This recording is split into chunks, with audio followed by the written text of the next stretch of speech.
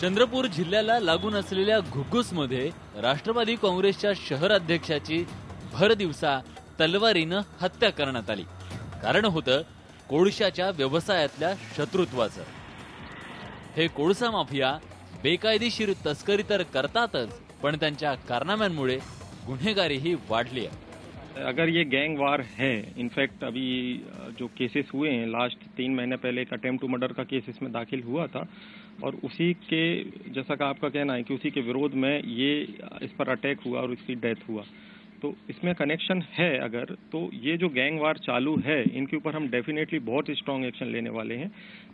In future ऐसा gang वार नहीं होगा और जिसमें जितने भी आरोपी हैं उसको कुछ को अरेस्ट हमने ऑलरेडी कर लिया है और कुछ को हम अरेस्ट करने वाले हैं।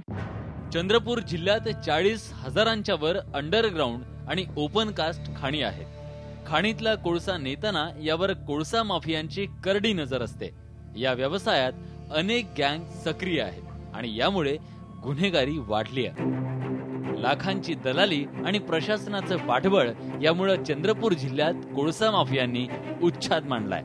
या कोळसा माफियांना रोखण्यासाठी केंद्र सरकारनं CISF सारखी यंत्रणा लावावी अशी मागणी वारंवार झाली, पण सरकारनं याकडे फारसं गांभीर्यानं बघितलं नाही। सर्वात पहिले मी दोषी मानतो तो WCLचे अर्थात कोल इंडियाचे अधिकाऱ्यांना की ज्यांनी अशा असामाजिक तत्वांसोबत हात मिळवणी करून कोळशाची अफरातफर करण्याकरता प्रोत्साहित केलं। अनेक अधिकारी यामध्ये या अफरातफरीमध्ये संलग्न असतात, अलिप्त असतात। दुसरा अपराध याच्यामध्ये कोणाचा पोलिसांचा आहे।